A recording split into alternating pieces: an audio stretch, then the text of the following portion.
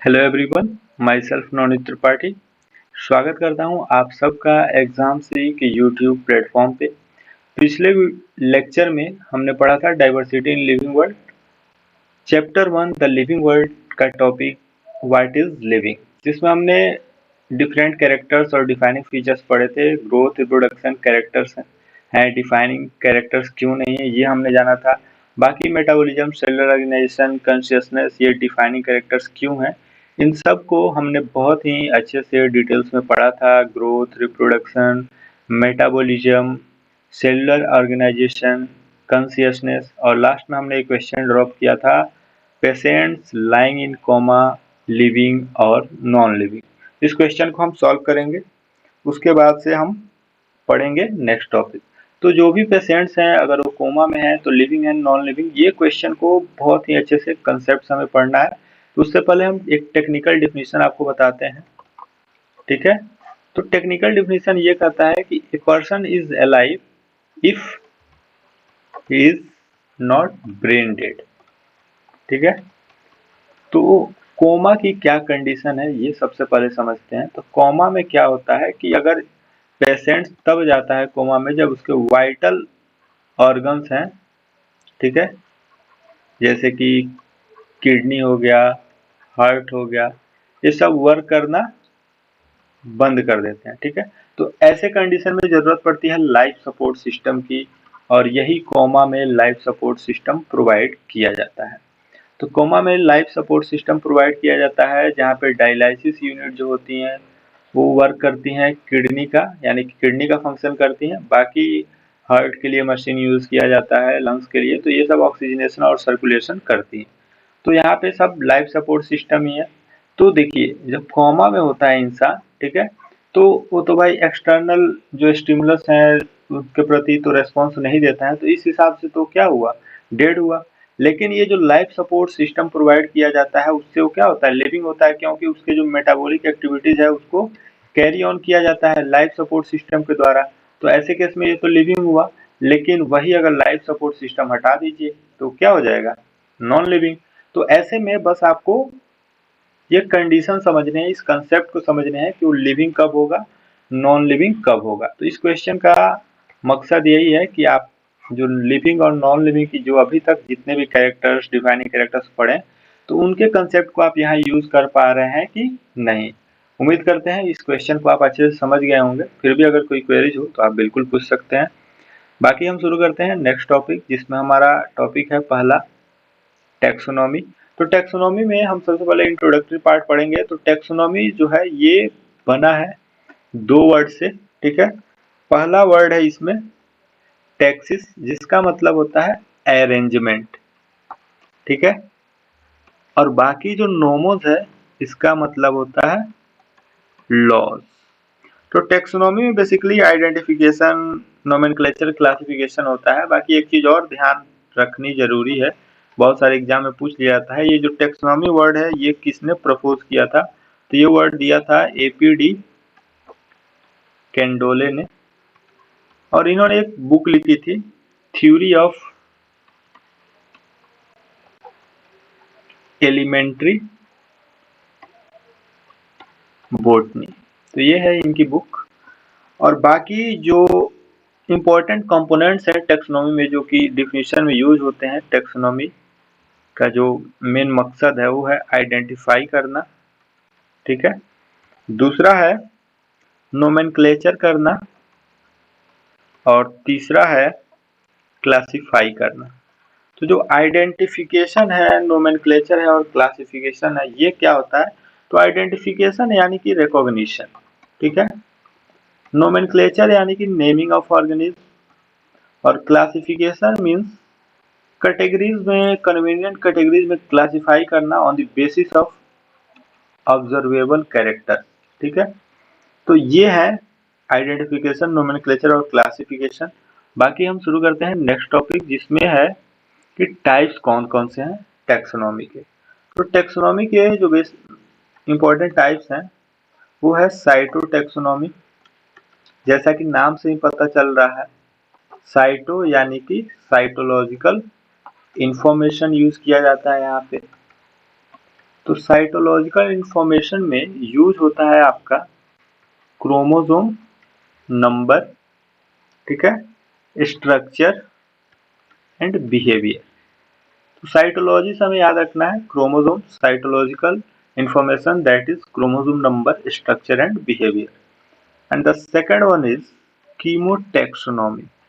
And in chemotaxonomy, chemical constituents of plants are used. And these chemical constituents are alkaloids, carotenoids, etc. We will learn about these chemical constituents in biomolecules too. तो आगे हम पढ़ेंगे इसको biomolecules में भी बहुत अच्छे से। बाकी एक चीज यह ध्यान रखनी है कि ये जो टेक्सोनॉमी आया इसमें कुछ जो सिग्निफिकेंस हुआ, ये फायदा ये हुआ कि आइडेंटिफिकेशन हो पाया बहुत सारे अननोन ऑर्गेनिज्म का। जैसा कि आप सभी को पता है कि जो बायोडाइवर्सिटी है वो बहुत ही वास्ट है, यानी कि जो डाइवर्सिटी है वो रेफर करती है वैरायटी ऑफ लिविंग ऑर्गेनिज्म, ठीक है।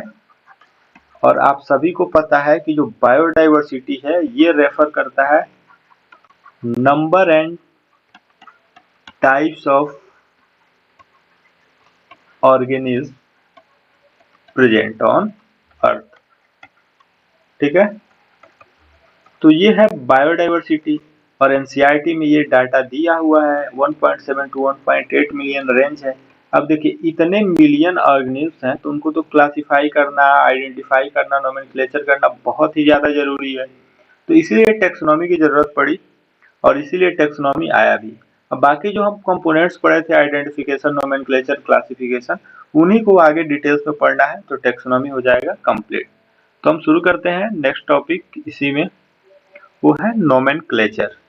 तो नोमेनक्लेचर में आया सबसे पहले binomial system. As the name suggest binomial system, bi means two and nomial that is law, that is naming. So two naming system is called as binomial system। और ये बहुत ही फेमस सिस्टम था और ये सिस्टम दिया गया था बहुत ही फेमस साइंटिस्ट कैरोलस लीनियस के द्वारा, ठीक है।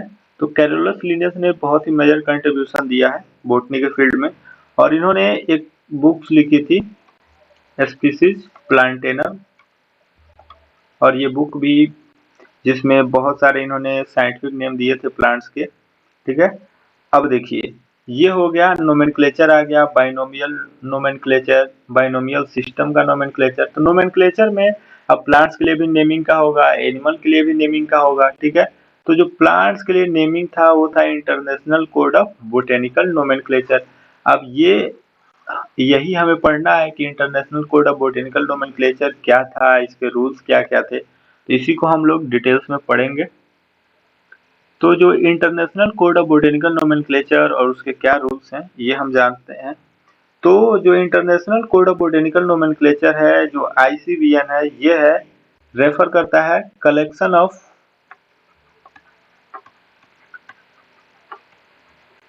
रूल्स रिगार्डिंग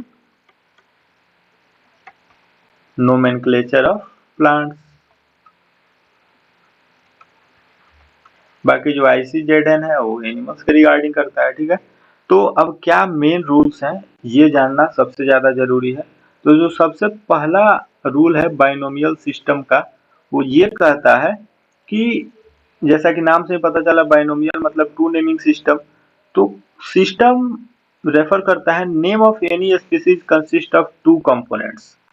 पहला रूल तो ये है कि दो कंपोनेंट होंगे और वर्ड्स होंगे, कोई भी नेमिंग होगा, ठीक है, किसी भी स्पीसीज का। और जो पहला कंपोनेंट होगा वो होगा जेनेरिक नेम, जिसमें जीनस का नेम होगा, और जो दूसरा कंपोनेंट होगा वो होगा स्पेसिफिक एपिथेट, जो होगा उसके स्पीसीज को रेफर करता हुआ, ठीक है। अगर सिंपल कोई नेम लेते हैं जैसे मैंगो, बहुत ही सिंपल नेम है इसका, तो इसका जो नेम है ये है मैंजी फेरा इंडिका, ठीक है। तो ये जो मैंजीफेरा इंडिका है ये जो इंडिका है ये हो जाएगा इसका स्पीसीज एपिथेट और ये हो जाएगा इसका जेनेरिक। तो ये दो कंपोनेंट हो गए, अभी तक बस इतना जानिए। अब इसके बाद से जो दूसरा रूल है ये कहता है कि in nomenclature that is in ICBN tautonyms are not valid. अब tautonyms are not valid and what tautonyms are, तो ये है कि इसके कहने का मतलब ये है कि जो जेनेरिक और स्पेसिफिक नेम है, यानी कि ये जैसे मैंजीफेरा मैंजीफेरा नहीं हो सकता है, ठीक है, यही होता है टॉर्टोनिम्स। टॉर्टोनिम्स का मतलब ये है कि जेनेरिक नेम और स्पेसिफिक नेम यानी कि जीनस और स्पीसीज नेम सेम नहीं हो सकते हैं। बाकी ये एनिमल्स के केस में ऐसा होता है कि जैसे कि नैजा नैजा हो गया, ठीक है, ये इंडियन कोबरा का नेम है नैजा नैजा, ये जूलॉजिकल नोमेनक्लेचर में ये जो इंडियन कोबरा है इसको कहा जाता है। यहाँ पे आप देखेंगे जो जेनरिक नेम है और स्पीसीज नेम दोनों का दोनों सेम है, लेकिन ऐसा तो यहाँ नहीं होता है ना Indian code of botanical nomenclature में, ठीक है।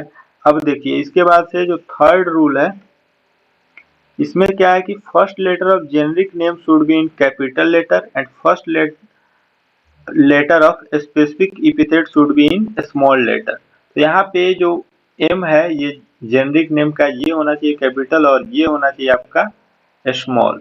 तो ये है तीसरा रूल, ठीक है।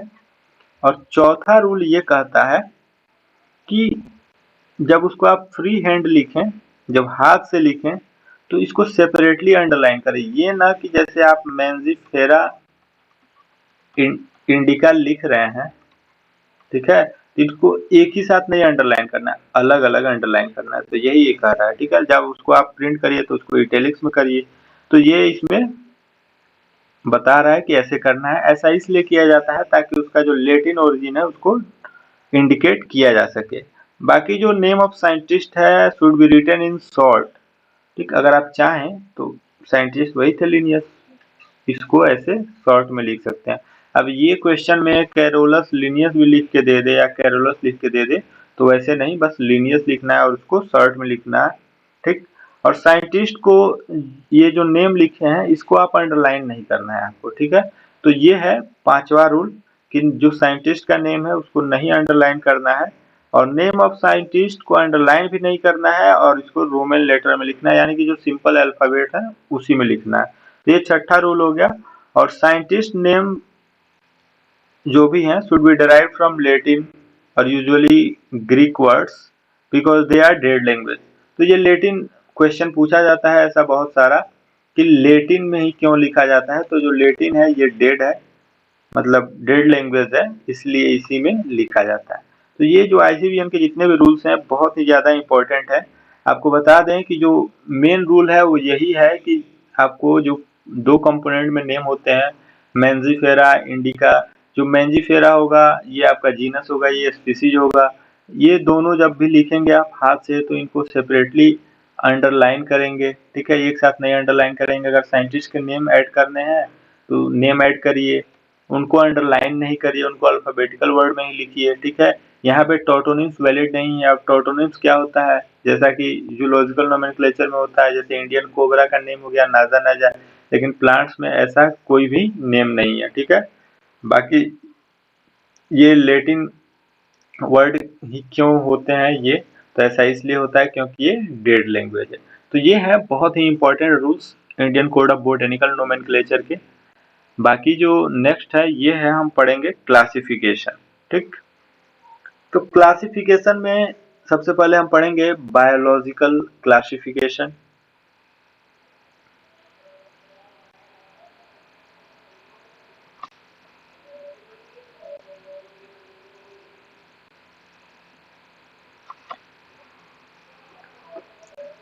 तो बाइनोमियल सिस्टम हमने पढ़ा, एक और सिस्टम होता है वो है ट्राइनोमियल सिस्टम।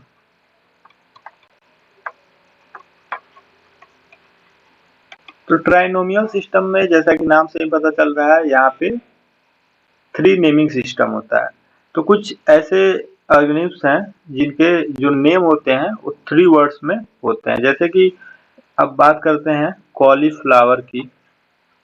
तो कॉलीफ्लावर का जो नाम होता है वो होता है ब्रेसिका ओलिरेसिया बोट्राइटिस। तो ये है 3 नेमिंग सिस्टम।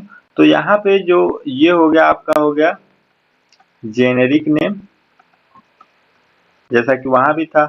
सेकंड कंपोनेंट आपका था स्पेसिफिक एपिथेट, और यहाँ पे जो थर्ड कंपोनेंट नया ऐड होता है जिससे कि एक ट्राइनोमियल सिस्टम हो जाता है, ये है होता है आपका वैरायटी का नेम, यानी कि सब specific epithet. So these are the naming system. First one is binomial naming system and the second one is trinomial naming system. तो ICBN और उसके रूल में हमें सिंपल बाइनोमियल नेमिंग सिस्टम को ही ज़्यादा प्रीफर करना है। बाकी ट्राइनोमियल नेमिंग सिस्टम बहुत कम यूज होता है, बस अपने नॉलेज के लिए जान लीजिए। और इसके साथ ही ये आज का जो टॉपिक था टेक्सोनॉमी और नोमेनक्लेचर कंप्लीट होता है। नेक्स्ट लेक्चर में हम बात करेंगे क्लासिफिकेशन के बारे में। तब तक जुड़े रहें हमारे चैनल से, लाइक शेयर और सब्सक्राइब करते रहें। धन्यवाद।